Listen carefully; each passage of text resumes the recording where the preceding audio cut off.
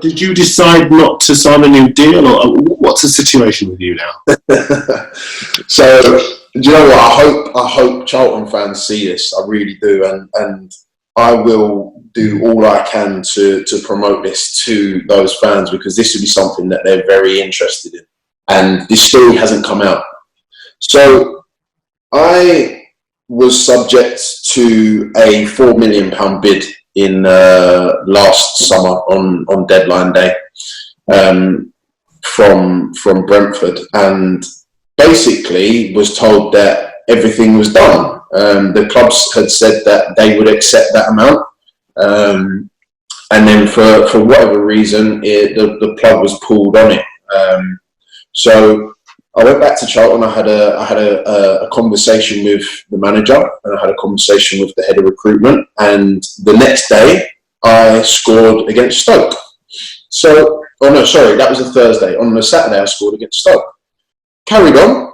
To me, I was just doing my job at the end of the day. The move hadn't happened. I could have sulked about it. I could have bitched and moaned, but I would have been the only one that lost out in regard. So I got on with my job. I went about scoring goals. I scored 5 in 6, went away on international duty and got injured. Now, I think it would have been October, Roland Duchâtelet was still the owner of the football club, and he offered me a contract. Now,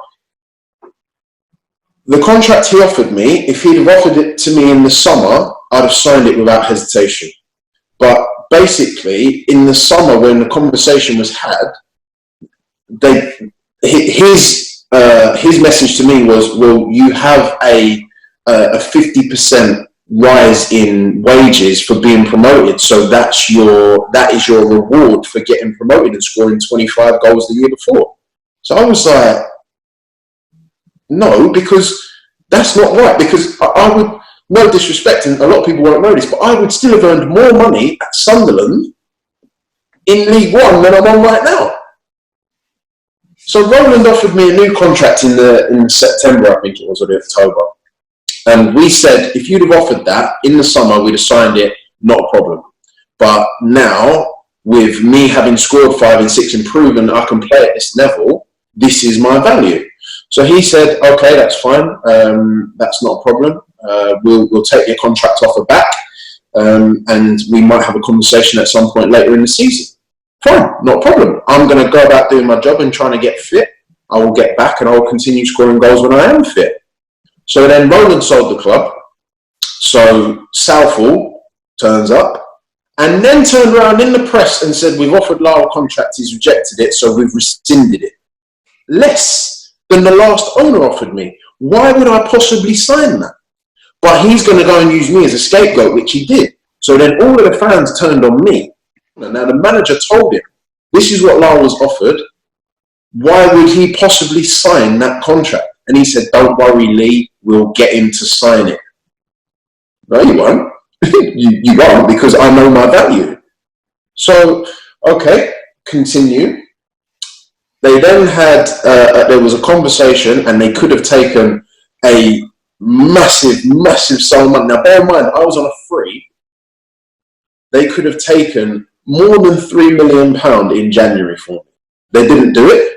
Okay, fine. I'll get on with my job. I'll continue doing my job because I'm a professional at the end of the day and I want to score goals. And I don't want any bad blood between Charlton Athletic fans and me, because we've been through a lot in 2 years, 18 months, whatever you want to call it. So I was like, all right, cool. I'll get on with my job. Not a problem.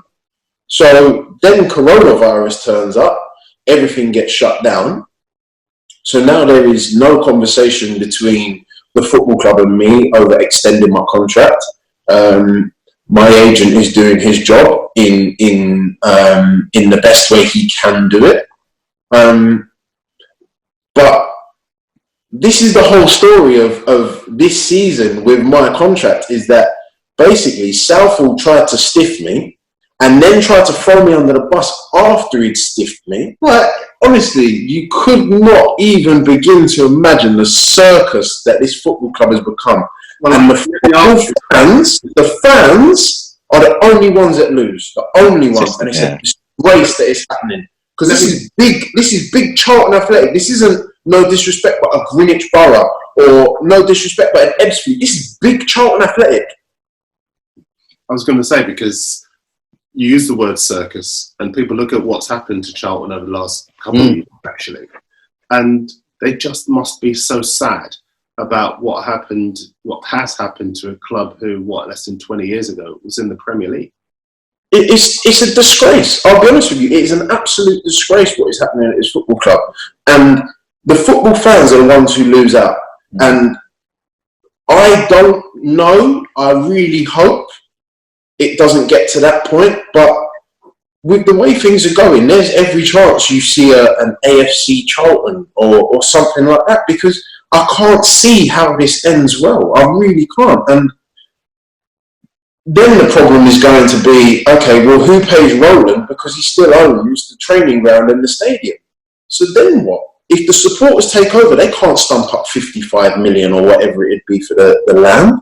They couldn't then pay the rent to Roland, which would be probably millions of pounds a year. But how does it even work? And it's the football fans I feel sorry for, because they are the only ones that lose out. At the end of the day, the players might lose a little bit of money short term that might be covered by the PFA.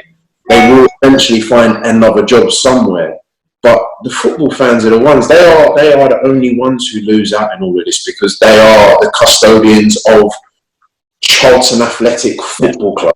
And that's what it's a family, and they are unfortunately being stiffed. Yeah, I mean, just listening to that, it's really sad. I mean, I've covered Charlton numerous times, D, under Kerbishley, Chris Powell, etc. Always enjoyed going to the club. You know, the stadium appears in these little narrow streets and roads, don't they? It's a real family-orientated club. Always a good vibe there as well. No trouble at all. To hear Lyle describe what's going on there now as a circus tells me that things have certainly changed. But that's what happens when clubs plummet from, if you like, top table downwards. It doesn't always happen, but then the risk is that things, as they say, just simply aren't what they used to be. It's really sad to hear that. I hope it sorts itself out, but by the sounds of it, if it does so, it's going to have to do it pretty quickly, or it's going to be in even further trouble. And Troy, you would imagine the way that it is going to get sorted out is if somebody else is in control of that club.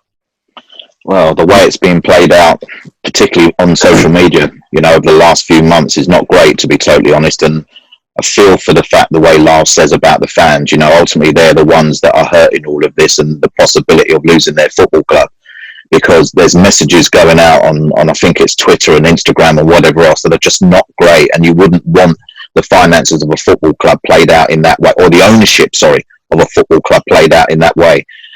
You know, without someone coming in, pushing the two of them aside and saying, look, I'll buy this football club because it needs to be, you know, it needs to be stable.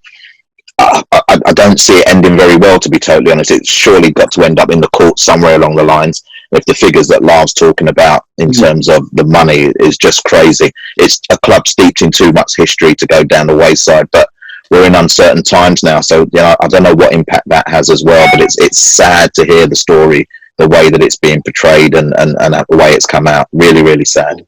Do you hope it's all sorted out on the pitch, or is there still a concern that maybe it might be points per game? I hope things can be sorted out on the pitch. At the end of the day, we submit to a 46-game league season. Now, if that season can't be finished for whatever reason, I don't see that you can relegate people.